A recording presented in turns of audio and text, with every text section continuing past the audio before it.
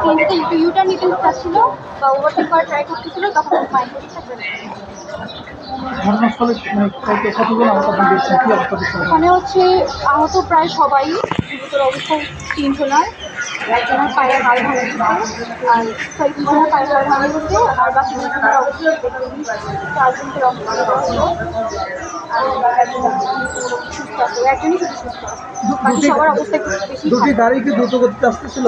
না, সিএনজিটা একটু বেশি জোরে যাচ্ছিল, আর যে কারটা আসতেছিল উনি হচ্ছে মানে ওভারটেক করতে দিচ্ছিল না, উনি যখন ওভারটেক করতে গেছে তখনই লাগে। আপনি এখানে কতক্ষণ ছিলেন?